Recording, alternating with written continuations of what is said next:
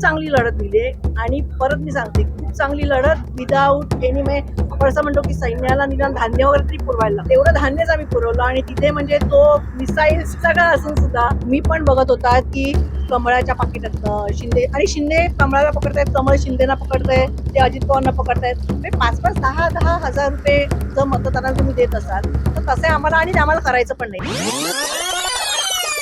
आमचे 2 अख्ख्या शहर बॉडीज त्यांनी पळवल्या तरी सुद्धा आमचे 5 नगरसेवक आले.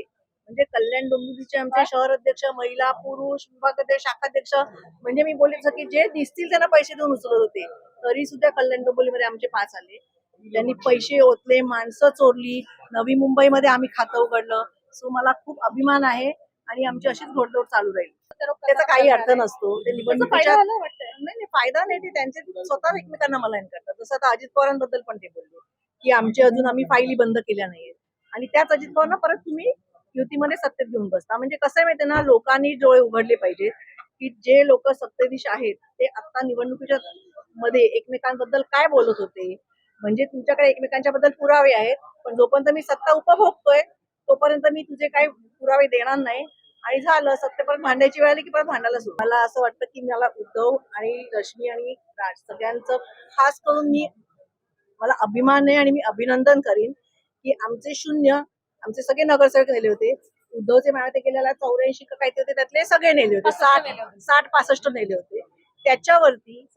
त्याच्यावरती आम्ही 6 आलो आणि उद्धवचे मायावते 65-66 असतील.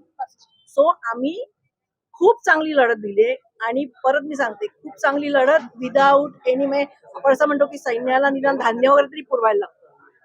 तेवढं धान्यच आम्ही पुरवलं आणि तिथे म्हणजे तो मिसाईल सगळं असून सुद्धा आम्ही खूप चांगली लढत. त्यांना तर भेव घालते, त्यांना काय ट्रोल करायचं ते करू. आम्ही ट्रोलच मी तर कधीच उत्तर देत नाही. ठाण्यात कसं माहितीये ना, डीसीएम असल्यामुळे त्यांनी आमचे उमेदवारचे फॉर्म 2-3 उमेदवारांचे फॉर्म असेच रद्द केले.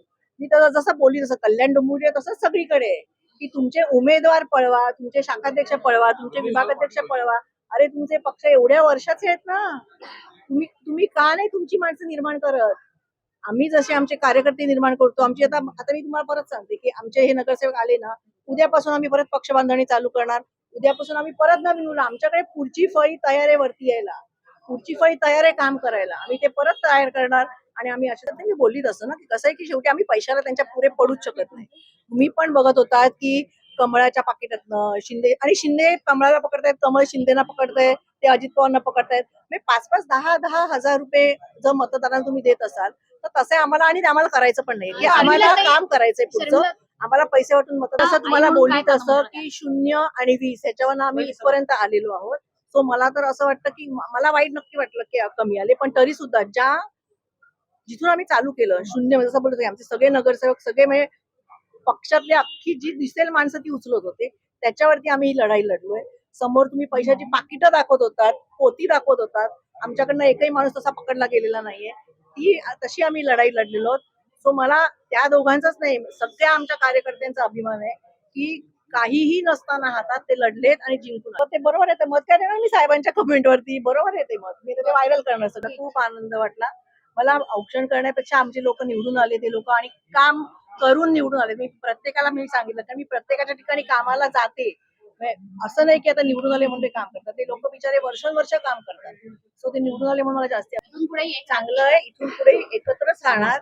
इथून पुढेही आम्ही एकत्रच राहणार. आमचं कुटुंब पहिलं आणि नंतर सगळं नंतर.